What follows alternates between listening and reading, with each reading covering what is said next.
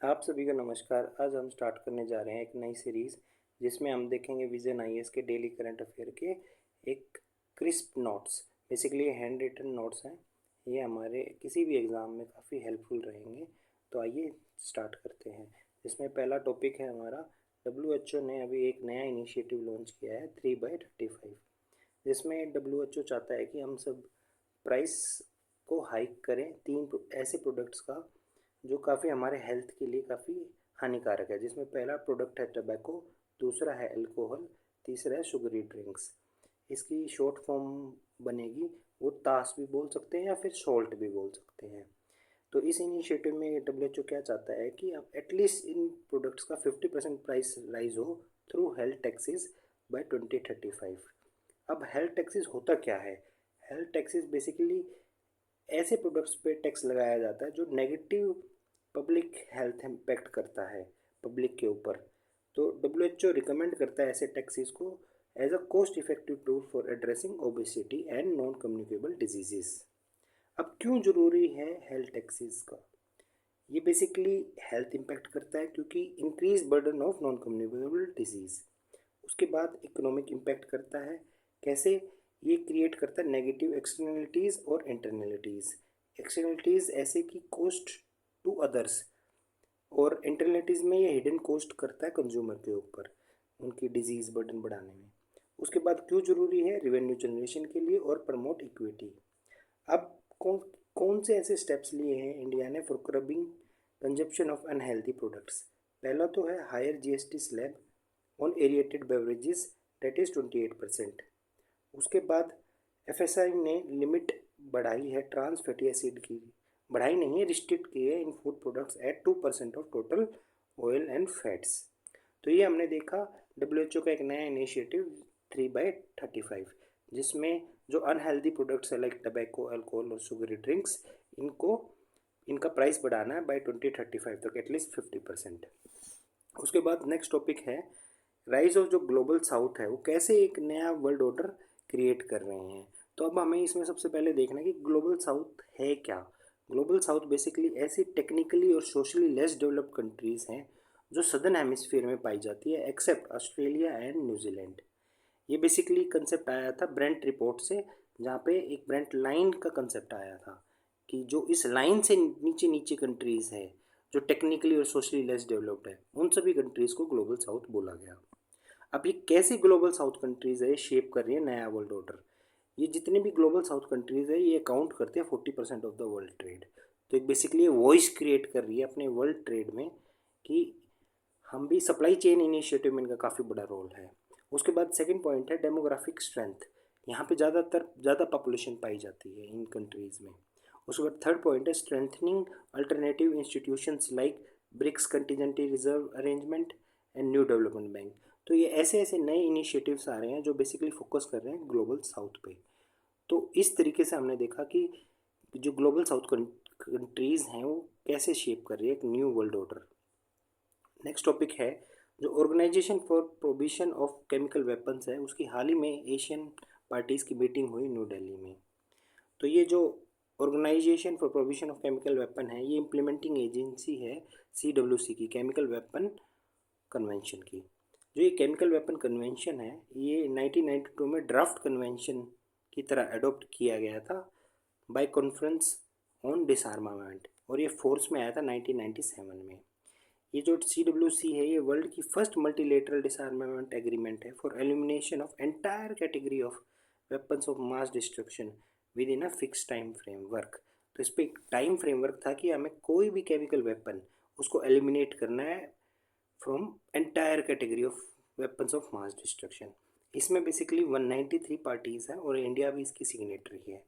और इस ऑर्गेनाइजेशन को नोबल पीस प्राइज़ भी मिला था इन 2013। प्लीज़ इसको ठीक कर लीजिएगा, ये 2013 है।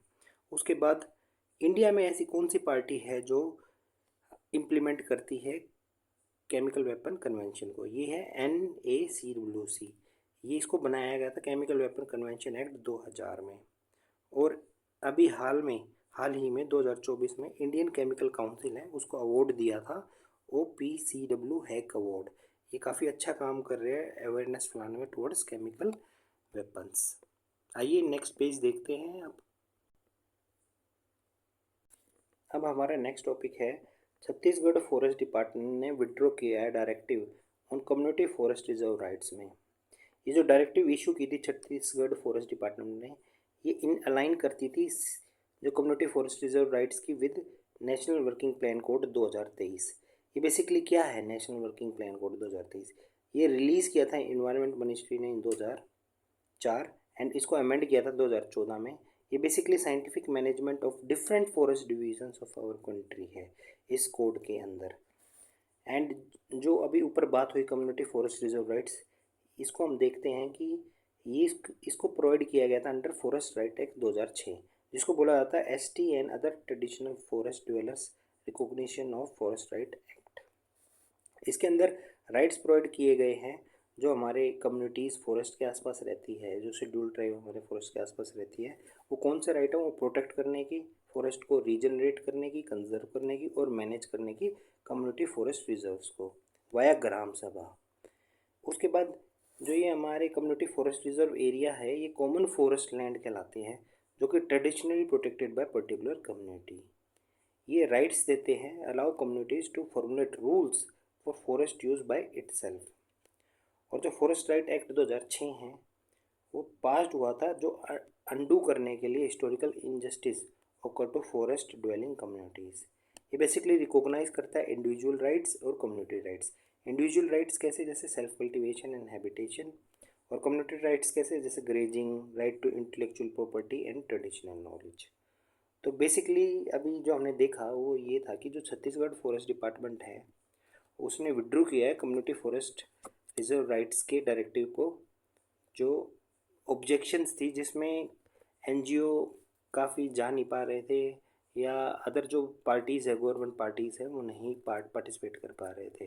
तो काफ़ी स्ट्रिक्ट डायरेक्टिव लेके आए गए थे, तो इन्होंने अभी हाल ही में इसको वापस लिया है। आइए नेक्स्ट टॉपिक देखते हैं। नेक्स्ट टॉपिक है हमारा strengthening chemical industry in India. Basically India है ना 6th लार्जेस्ट केमिकल प्रोड्यूसर है ग्लोबली, और ये इंडस्ट्री कुछ चैलेंजेस फेस कर रही है। चैलेंजेस जैसे low investment in R&D, skill shortage, complex regulatory framework, heavy reliance on imported feedstock, logistics inefficiencies.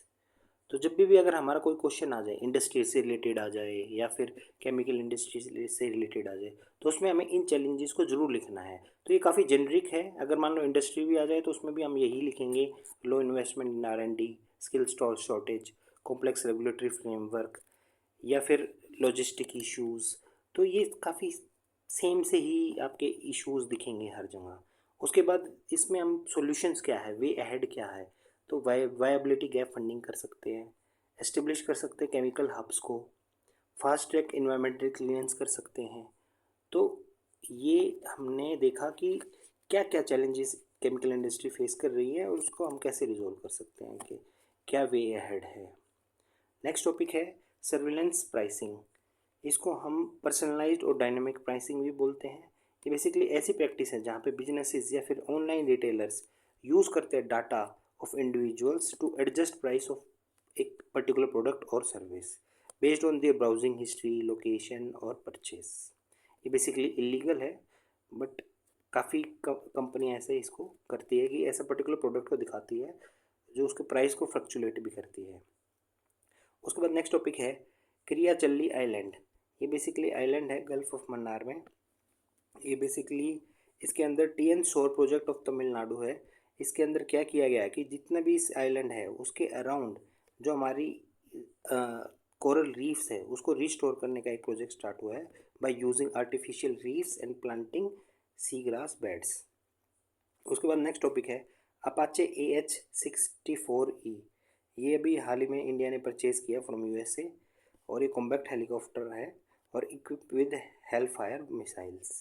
तो ये हमने देखा काफ़ी इम्पोर्टेंट टॉपिक्स आज के। इसके बाद नेक्स्ट पेज है, वो भी उसमें भी कुछ टॉपिक्स बचे हुए हैं, छोटे छोटे टॉपिक्स। आइए उसको भी हम अभी देखते हैं। इसके बाद नेक्स्ट टॉपिक है डिफेंस एक्विजिशन काउंसिल। ये बेसिकली एपेक्स बॉडी है फॉर स्ट्रेटेजिक डिफेंस एक्विजिशन।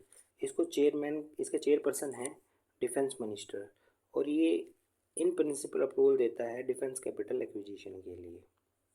कोई भी परचेज करनी हो डिफेंस से रिलेटेड तो बेसिकली डिफेंस एक्विजिशन काउंसिल, इससे परमिशन लेनी जरूरी है। उसके बाद नेक्स्ट टॉपिक है ग्लोबल पीस इंडेक्स 2025। ये बेसिकली 19th एडिशन है इसका, और इसको जो लेके आता है वो है institute for economic and peace. ये 163 कंट्रीज़ को रैंक करता है और इंडिया की इसकी रैंक है 115। और इस रिपोर्ट के तहत, इस इंडेक्स के तहत, इसमें साउथ एशिया को second least peaceful region globally बताया गया है, और रसिया सबसे लीस्ट पीसफुल कंट्री है, 163 रैंक है, और आइसलैंड वो उसने टॉप किया है। और इसमें 23 इंडिकेटर्स हैं। तो ये हमने देखा ग्लोबल पीस इंडेक्स 2025, जिसमें इंडिया की रैंक है 115 आउट ऑफ 163 कंट्रीज़। उसके बाद नेक्स्ट टॉपिक है पोलर एंटी साइक्लोन। इसमें इस टॉपिक में ये कहा गया है कि चिली और अर्जेंटीना दो ऐसी जगह हैं जो कि कोल्ड प्लेसेस ऑन अर्थ है आउटसाइड पोलर रीजन, और इसका कारण है पोलर एंटी साइक्लोन। अब ये पोलर एंटी साइक्लोन होता क्या है? ये एक बेसिकली विंड सिस्टम है जिसमें हाई एटमॉस्फेरिक प्रेशर डेवलप होता है created by cooling of surface air which leads to denser air near the surface creating anticyclone। अब एंटीसाइक्लोन क्या होता है? एंटीसाइक्लोन बेसिकली ऐसी एयर मूवमेंट है जो कि क्लॉकवाइज होती है नदर्न हेमिस्फीयर में और एंटी क्लॉकवाइज होती है सदर्न हेमिस्फीयर में। तो बेसिकली हमें याद रखना है ये एक हाई प्रेशर एरिया होता है, ठीक है। उसके बाद नेक्स्ट टॉपिक है इंटरनेशनल ओलंपिक कमेटी। इसकी जो स्थापना हुई थी वो 1894 में हुई थी, और इसका हेडक्वार्टर स्विट्ज़रलैंड में लाउशानिया में है, और एक independent and non profit international organisation है। इस ऑर्गेनाइजेशन को बोला जाता है गार्डियन ऑफ ओलंपिक गेम्स, और जो इसकी फंडिंग होती है वो एंटायरली प्राइवेटली फंडेड होती है, और जो इसका काम होता है वो होता है कि promotion of ethics and good governance in sports. तो ये हमने देखा इंटरनेशनल ओलंपिक कमेटी। उसके बाद नेक्स्ट टॉपिक है कश्मीरी पश्मीना शॉल। ये बेसिकली कश्मीर से शॉल है, और ये चांगताई तंगी गोट से लिया जाता है। उसके बाद हम कुछ ऐसे टॉपिक्स देखेंगे जो हैंडीक्राफ्ट्स हैं, कौन सी स्टेट से बिलोंग करते हैं। जैसे बिद्री वेयर वर्सेस हैं, इसको जीआई टैग दिया गया है कर्नाटका का बीदर रीजन से, बिद्री वेयर बेसिस, और इसमें जिंक कॉपर एलॉय बेसिस का यूज़ किया जाता है, और इसमें ब्लैक फिनिश आती है और सिल्वर इनले वर्क होता है। नेक्स्ट पॉइंट है सिल्वर फिलग्री पर्स। ये भी जीआई टैग है, उड़ीसा से बिलोंग करता है, उड़ीसा में कटक से, और ये काफ़ी माना जाता है तराकाशी वर्क के लिए। उसके बाद जो तीसरा पॉइंट है वो मिनिएचर अम्बावरी एलिफेंट है। ये वेस्ट बंगाल से बिलोंग करता है, पर इसकी एक खास बात है कि इसको अभी जीआई टैग नहीं मिला है, और ये पॉलिश सिंथेटिक आइवरी है। तो मैं एक बार रिपीट कर देता हूँ, कश्मीरी पश्मीना शॉल ये तो कश्मीर से हैं, चांगतांगी गोट से ये लिया जाता है। उसके बाद जो दूसरा था हमने जो देखा वो बिद्री वेयर वॉइसेस हैं, वो कर्नाटका से बीदर रीजन से हैं, और सिल्वर फिलगरी पर्स है वो उड़ीसा के कटक से है, और जो मिनिएचर अम्बावरी एलिफेंट है ये वेस्ट बंगाल से हैं। और जो हम आज का लास्ट टॉपिक देखेंगे वो है ब्लू नाइल रिवर, जिसके ऊपर ग्रैंड इथोपियन रेनेसांस डैम बनाया जा रहा है, GERT बोला जाता है। ये जो ब्लू नाइल रिवर है ये ट्रिब्यूटरी है नाइल रिवर की, और इसकी ओरिजिन है लेक ताना इन इथोपिया। और जो ये ग्रैंड इथोपियन रेनेसांस डैम है ये बेसिकली अफ्रीका का लार्जेस्ट हाइड्रो इलेक्ट्रिक प्रोजेक्ट है, और ये बेसिकली एक इशू भी है इथोपिया और इजिप्ट के बीच में। तो ये जो हमने देखा आज काफ़ी इम्पोर्टेंट टॉपिक्स, तो इसको हमें ध्यान से याद रखना है। और अगर आपको ये वीडियो अच्छी लगी हो तो लाइक करें, शेयर करें और सब्सक्राइब करें, और बने रहें हमारे साथ, आगे भी ये वीडियो आती रहेगी इसी टॉपिक पे। तो थैंक यू एंड सत श्री अकाल।